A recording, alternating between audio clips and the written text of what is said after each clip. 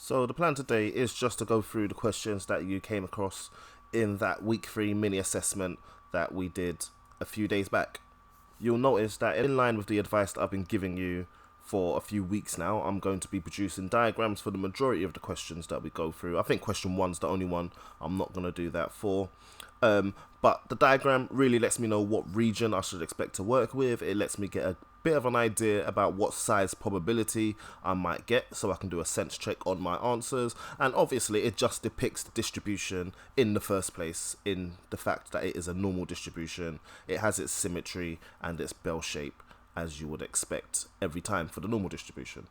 So let's just get into it. So in this first question, we're just asked, what is the standard deviation of this random variable? So a random variable always displays two things. It's going to show you the mean and it's going to show you the variance. Now, we've seen that we always want to write it in the standard formal notation, which is to have the standard deviation squared. So I'm really just rewriting the 225. Square root of 225 is 15. Standard deviation is 15. So whenever you're presented with a normal distribution calculation, always write it in this form. Next, we have a slightly different distribution. This time around, the mean is 25, but we should recognize that the standard deviation is still 15. Just going to write it in the correct form to begin with. Diagrams coming next. Always want to try and get a visual representation of what's happening. We've been asked to find the probability that S is greater than 45. Well, the mean's 25 and 45 is going to be on the right hand side. So I'm expecting my answer to be less than 50%, quite considerably less than 50%. Okay, so ready to do this on my calculator. It's the most efficient way to do this. I'm going to use the cumulative normal distribution function. The lower value, the minimum value being 45, I'm going to put a maximum, an arbitrary maximum value of 10,000. Standard deviation next, and the mean. Press the enter button on the calculator, and we've got our answer straight away, 0.0912. Okay, quite small, 9% chance that it was greater than 45.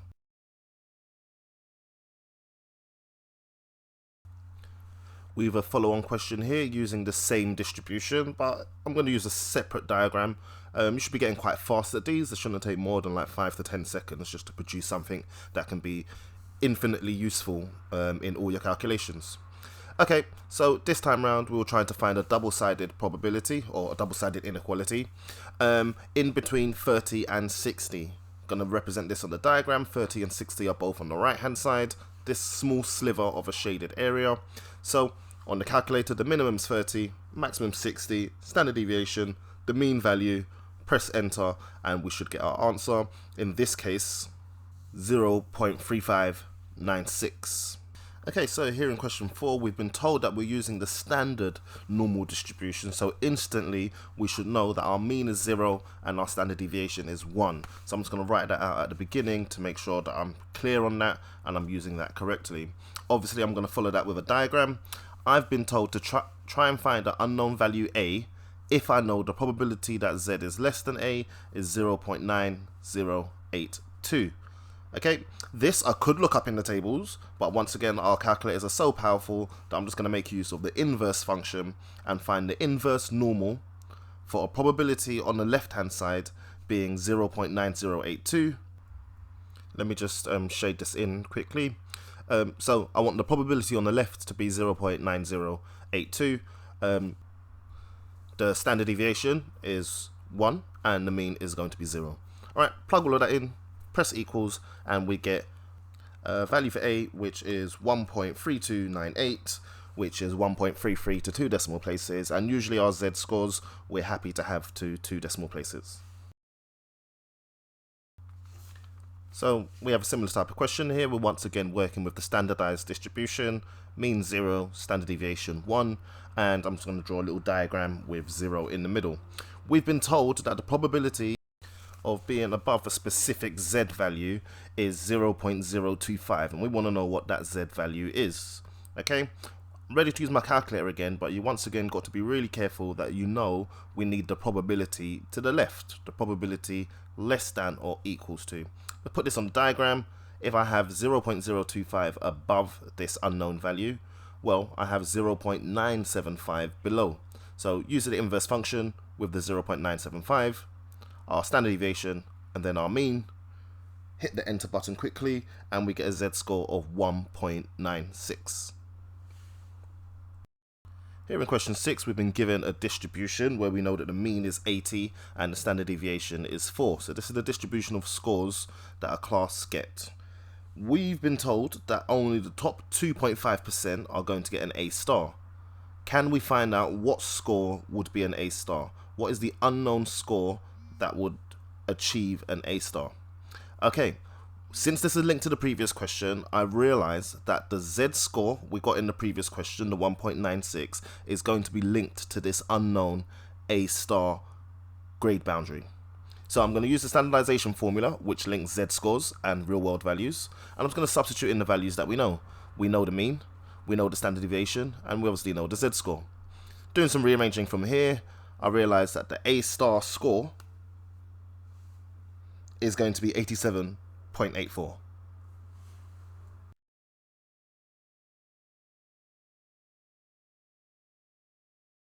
This isn't the only way to go about this question, it's the more traditional way, but once again we've got some really powerful calculators, and we could have found that by just using the inverse function straight into our calculator.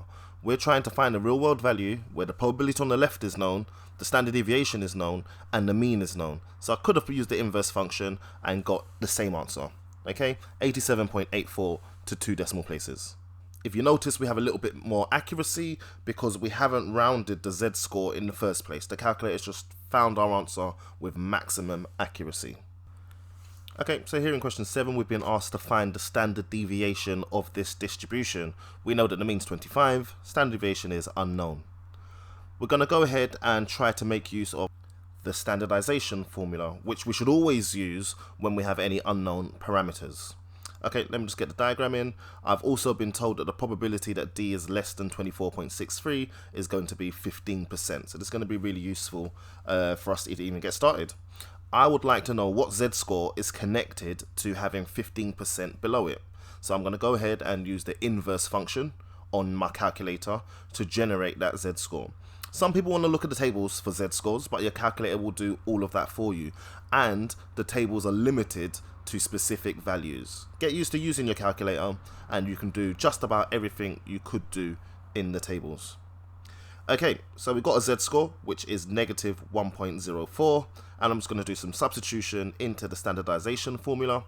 The negative 1.04, the real world value we know is 24.63, the mean we know is 25, and our unknown is sigma, the standard deviation. So some smart rearranging from here should give us a value of sigma 0.3558. Okay, so moving on, we're actually going to come up across quite a bit of context in these questions, so be careful to read fully to get some understanding. We've been told that at school athletics, the distance people jump in the long jump can be modelled by this normal distribution. Mean is 3.3, standard deviation of 0.6.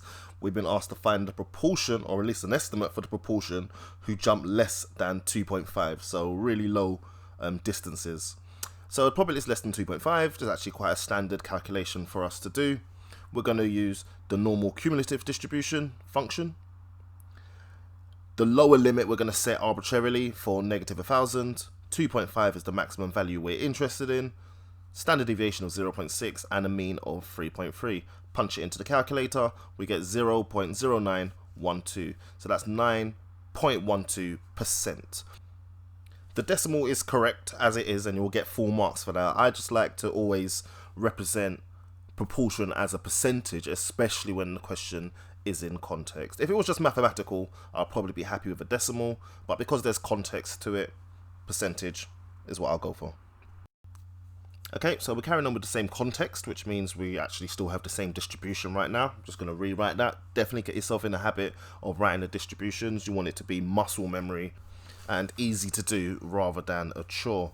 Okay, so along with that, I've got the diagram going again.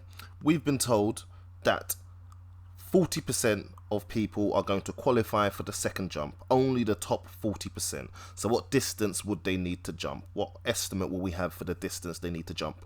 I'm going to call that B. The probability that the distance jumped is greater than B should equal 0.4.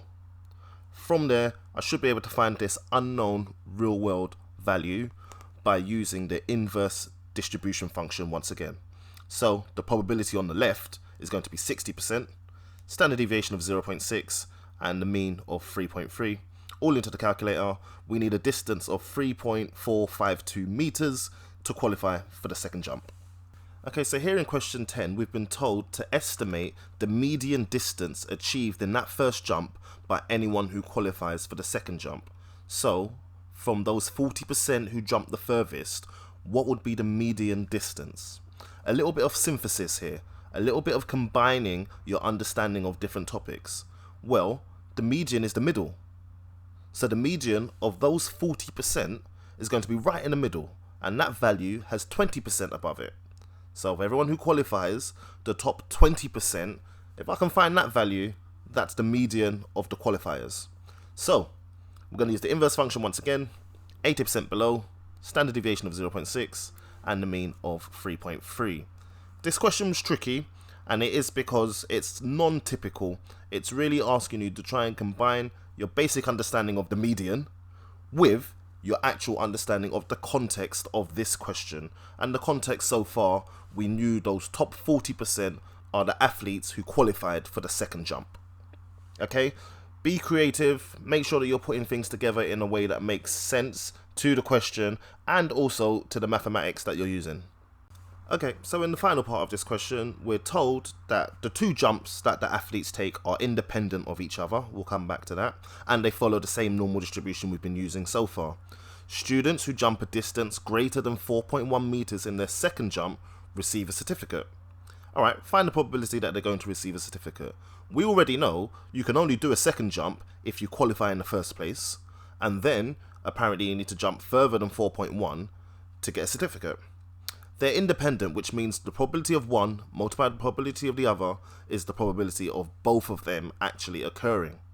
So, the probability that is greater than 3.452, that's the probability you qualify. And the probability that it's greater than 4.1, that's the probability you then get enough of a jump on your second distance to get a certificate. We already knew that only the top 40% were going to qualify. And on my calculator, I found the probability that the distance jumped is greater than 4.1 is 0.0912. And simply multiplying the two of them gives me the probability that someone will get a certificate. Independently, they qualified on their first jump and then did even better and jumped greater than 4.1 meters on their second jump. These are the steps we need to take to show that somebody got a certificate. As always, I'm going to reiterate that you need to get involved with the context. You need to know what's happening and what each probability represents, because follow-on questions are going to expect you to recall the significance of an earlier value and use it in the rest of the question. So just be on the lookout for that. Make sure you're reading all of the words in a context-based question and taking it in. If you don't understand, read for a second time.